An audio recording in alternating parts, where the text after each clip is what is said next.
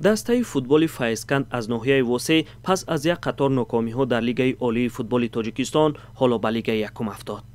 ин тим соли гузашта дар Лигаи олии Тоҷикистон бозӣ мекард ва ҳатто дар рақобат бо дастаҳои пурқувват тавонист ҷои панҷумро гирад.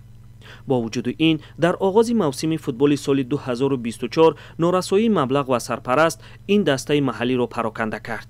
вале бо дастгирии молии ҳукумати маҳаллӣ даста тавонист дар Лигаи якуми Тоҷикистон боқӣ монад. раиси ноҳияи Восеъ Ҷамшед Шарифзода изҳор дошт ки тавони имкони кӯмаки молиявии худро ба ин клуб идома медиҳанд. дар ҳақиқат Файзканд дар Лигаи бозӣ мекард.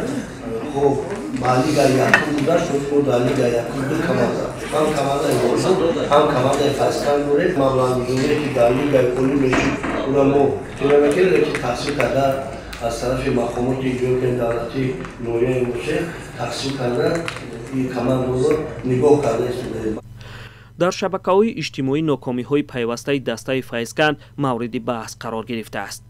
аз 16 бозӣ даста танҳо 3 пирӯзӣ ва 2 мусовӣ ба даст оварда 11 бохт сабт кардааст. дар натиҷа Файзканд дар байни 13 дастаи Лигаи якум дар ҷои 12 қарор дорад.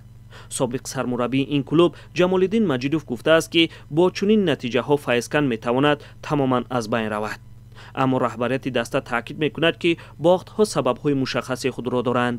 Нагоҳ маблағ ака проблема нест. Просто он бачаҳои ёши маҳаллӣ гирифтем. Команда просто бачаҳои ёши маҳаллӣ ҷай. Чиё наисисан дар шабако ҳамаи вақт бе асосай. Просто мо ва ба хоҳиши раиси ноҳия бади мо бачаҳои маҳаллӣ гирифтем, бачаҳои ҷавон гирифтем. ҳамин ҳисоб команда мо контракт чи рафтай. Дига агоси оли чемпион пешай ака оли вақтай.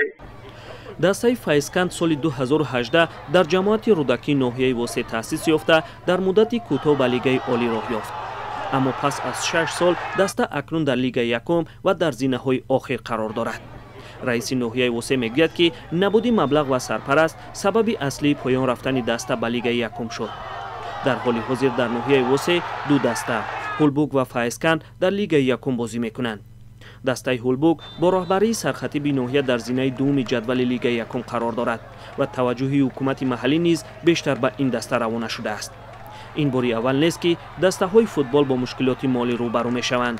мушкилоти маблағгузории дастаҳо дар аксар ҳолатҳо шаффоф набуда ба манфиатҳои шахсӣ ва гурӯҳӣ пайванд доранд. баъзан ҳатто нишонаҳои фасодро низ дар бар мегиранд.